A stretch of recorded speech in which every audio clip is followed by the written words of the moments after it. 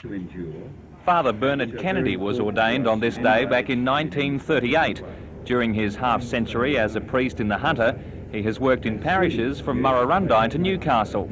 He is best known for his media work, in which he has been chairman of the Combined Churches Media Commission for the past 17 years. During his years in Newcastle, he has become a familiar face on NBN. I was there the third night that NBN was on the air, and for 4 years I was there live, I hope, every Tuesday night at 10 o'clock. And later we recorded things, and later still we went in for spots.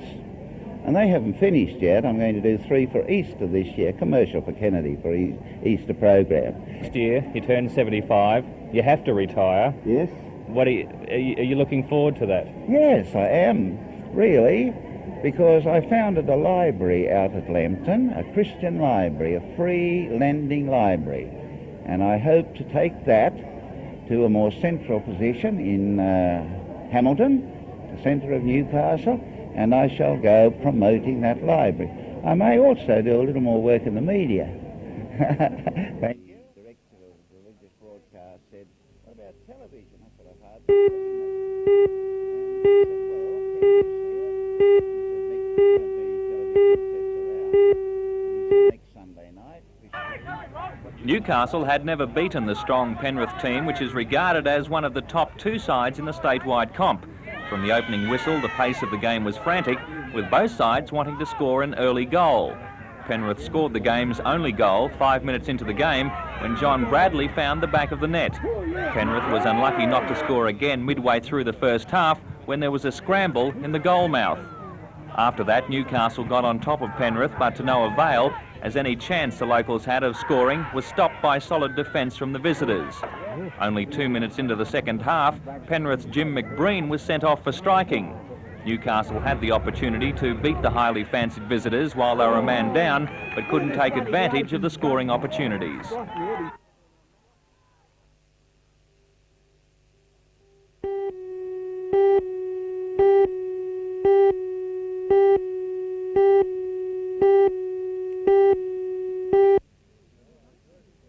In the 1930s, the name of Jack Crawford was one known far and wide. Born the son of a property owner in the country town of Urangulan, Jack's tennis career started with the help of his brother at the early age of 10. He was a working man, had to get away about 9 o'clock in the morning at least, and I was asked to give him some practice in the mornings, you see, because he was much better than I was.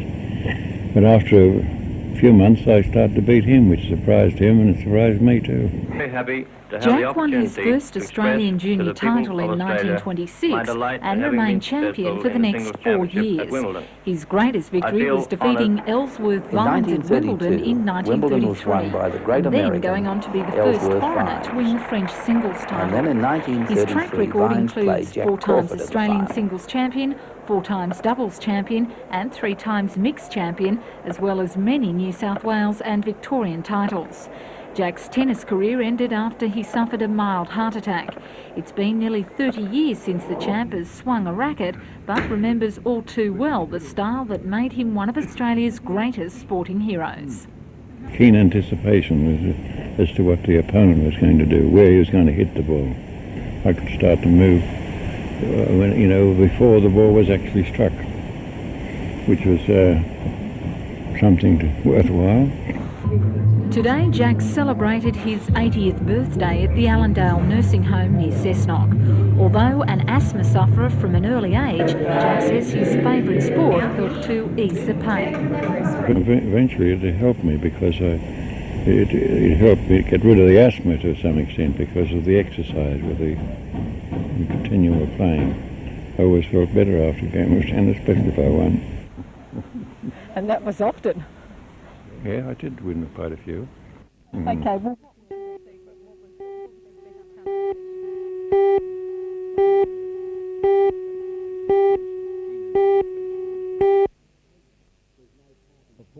There's no party program that people can relate to or decide about, and therefore independence, I think at worst a pig in the poke, and people need to exercise due caution. They've revolted against the Labor Party, and I accept that the Labor Party and I must think very carefully about the reasons for their disaffection.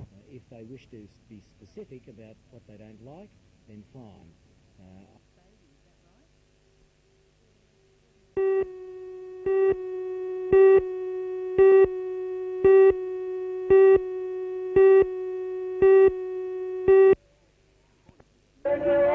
According to students, protests like this will spread nationally if the Green Paper, commissioned by the Federal Minister for Education, John Dawkins, becomes legislation. The paper proposes many changes, including the amalgamation of Newcastle University with the Hunter Institute. Marching against the introduction of fees yesterday, the 700 students shouted their message loud and clear down Hunter Street to Civic Park. They were supported by both the New South Wales Lecturers Association and the University Staff Association. In a dramatic display of anger, the students set alight an effigy of Minister Dawkins. Meanwhile, lecturers from the Hunter Institute of Higher Education, supported by the Federated Council of Academics, held their own stop work meeting as part of a statewide protest over wage increases, as well as the impact of the Green Paper on educational staff. Late last year, the state's Teachers Federation and public servants were granted a 4% second-tier wage increase, while the academics missed out.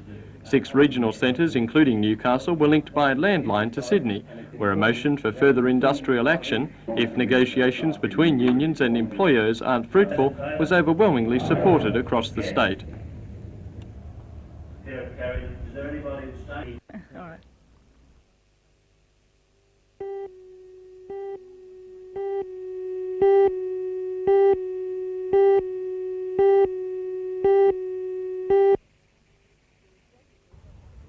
The executive of the Hunter Region Mental Health Service wants to place up to 3 patients in a cottage on the hospital campus to improve their quality of life. Chief Executive Officer of the service, Professor Rodney Morris, says initially patients would spend days only in the cottage. Then, if that proves successful, they could stay there at night as well. Professor Morris says the patients would be supervised several times during the day and evening and would undergo regular psychiatric assessment. However, Health and Research Employees Association representative Shane Buckley is concerned about the type of patients which might live in the cottage. Mental Health Administration intend to put prisoners under detention. They're prisoners with known history of violent crimes. What sort of violent crimes? Mainly rapes, murder and assaults. Professor Morris says the patients wouldn't be a high risk, but Mr Buckley disagrees. That's totally incorrect. They are high-risk people and the administration is aware of that. We're not opposed to people going into the cottages, but there must be 24-hour staffing. If these people are in the hospital, they require supervision. That's why they're here. They've got a known history of violence and I think we should be aware of that. So are you saying it's possible they could go out into the community and commit another crime? It's a possibility, yes.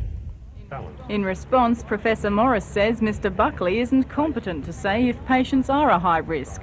Mr Buckley does not even work on the mental health side at Morisset. So is he wrong?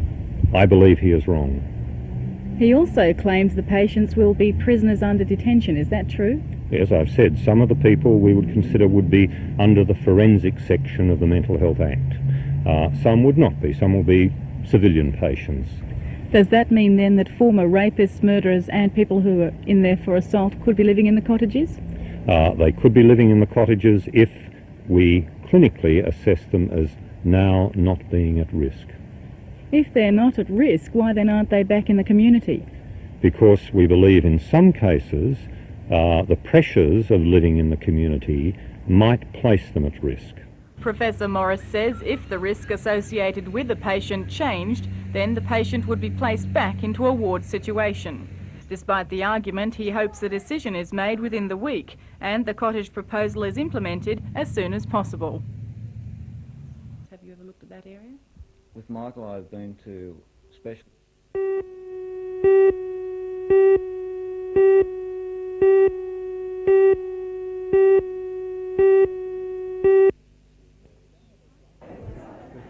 Entitled Depth Links Change, artists Robin Hardy, Susan Morris and Julie Gilmore have explored the scope of mixed media and human nature.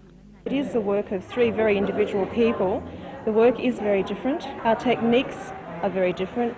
Our techniques of expression and our thoughts in some ways are linked, but the actual concepts behind each of the work is very different. Our particular work, which is about change, the one behind you using photographs and drawings, it's basically because I moved to Sydney last year and I left my life here in Newcastle, and it's just all about the tearing apart and how things change, and actually from that change building a new life.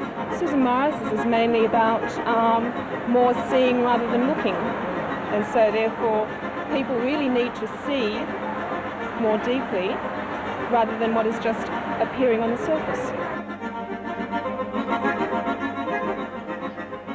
Robin Hardy has actually tried to express through the stone and the chain a more visual expression of emotional links.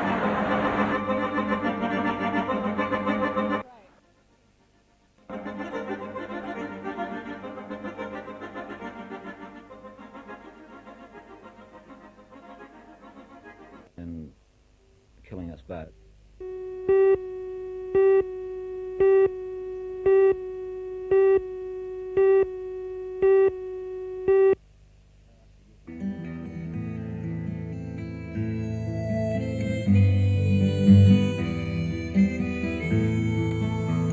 This weekend, the main street of Morpeth will pay tribute to some of the more unusual vegetables.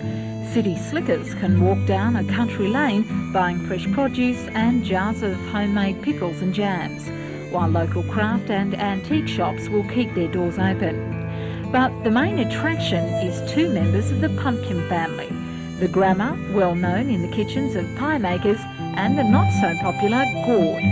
Although they've been around for 4,000 years, gourds are just starting to make their mark. With nearly 100 varieties available, the non-edible vegetable is produced purely for show. They're not edible.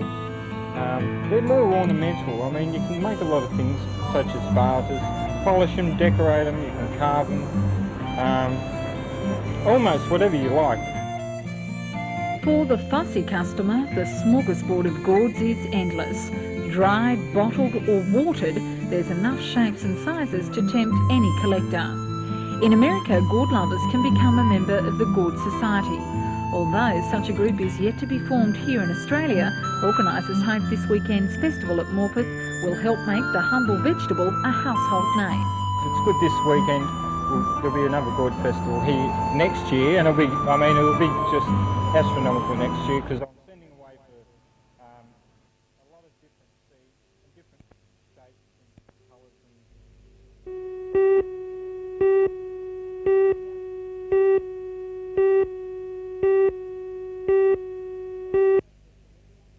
Paul Caslick, the leader on the number 5, 19, Gavin Sanson, is giving him a challenge, however, and it doesn't look... Oh, Caslick's down! Heavy fall! Despite a fall in an earlier event, Wallsend rider Paul Caslick showed his skill, winning both the 125cc division final and the gruelling 250cc grand final. Caslick won the 125cc event from Barry Cockrell and Gary Dukes. In the 20-lap 250cc race, he took the lead from Graham Wheeler in the closing stages to win from Cockrell. Speedway star Chris Watson came in third. First, 25 seconds.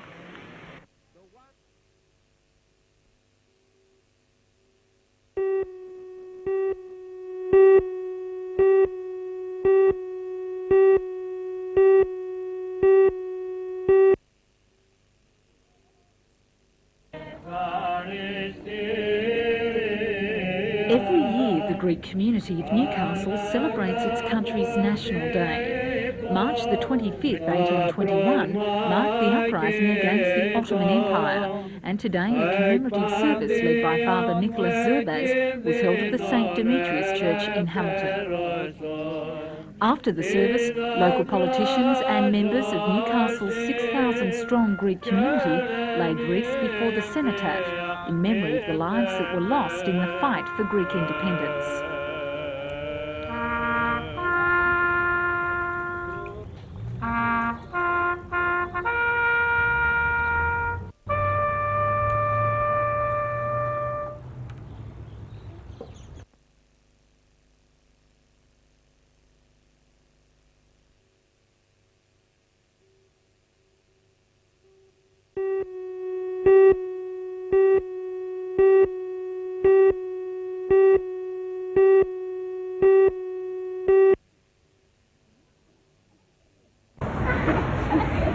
The messages from nearly 3,000 local peace supporters were waved high as the marchers made their way down Hunter Street to Civic Park.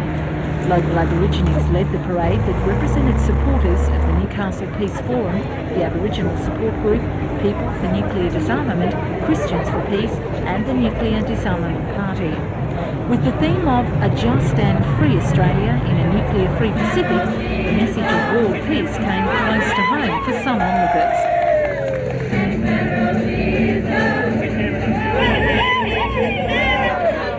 At Civic Park, the result of world conflict was outlined by key speakers. In the last 100 years, 50 million people have been killed directly as a result of war. There are today, across this relatively small globe, 22 separate wars underway today. Only touching the side. Believing that better relationships between blacks and whites was the first step in Australia's contribution to world peace, Aboriginal activist Evelyn Barker says there is a great need for change from within. In the present state of world affairs, where human rights and the means of staying alive are being denied to many, we need to look at attitudes and how attitudes can affect us.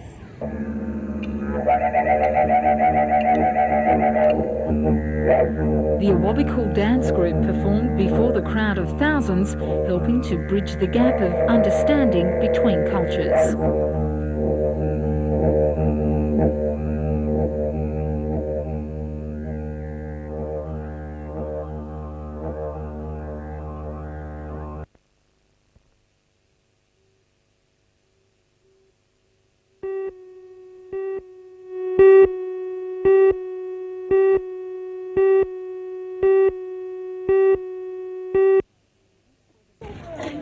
This weatherboard and tile home in Gunsynd Close, Maryland's caught alight at about 2:55.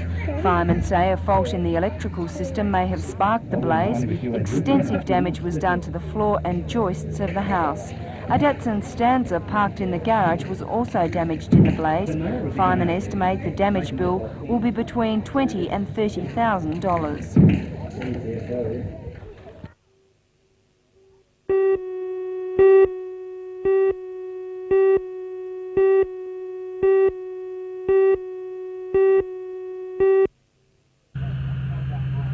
A Medford taxi driver and his two passengers were travelling down Patterson Road when smoke began seeping into the interior from under the dash. The driver pulled to one side and helped the two women from the cab before attempting to extinguish the flames. The 1976 Holden had been converted to run on LPG gas.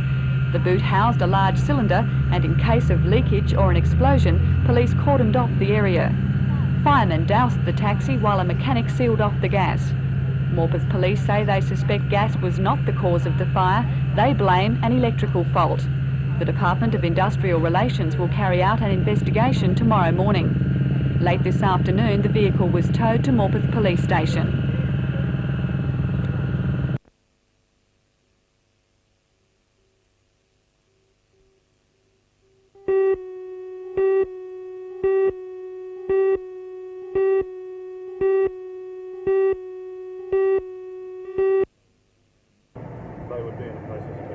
Just after midday, the young aircraftsman and his squadron leader were completing circuits of the Williamtown airfield as part of a training mission.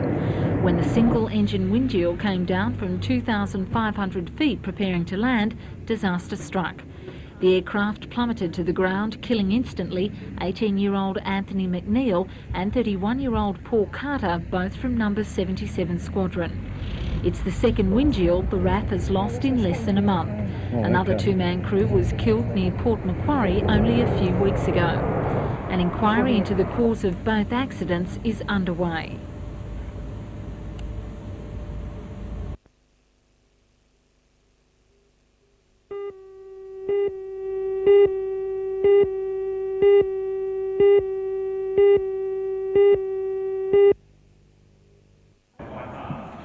Open rehearsals have become a popular pastime for the supporters of the university choir and orchestra. Under the direction of conductor Peter Brock, the finer points of Handel's most famous oratorio were shared with the audience. Then it was time to get down to the serious business of rehearsing. As the 118 choristers took their place, the orchestra warmed up. Next week they'll be joined by soloists including Jeffrey Chard and Fiona McConaughey from the Australian Opera Company, as well as local opera singer Irene Ward.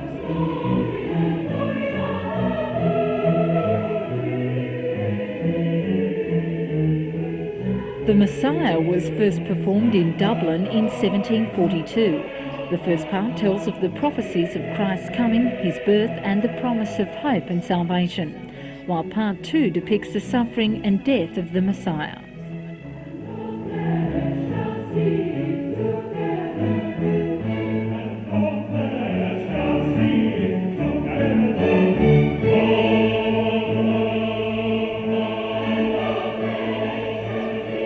The 3.5-hour work will be staged in the Great Hall of the University starting at 7 o'clock on Good Friday.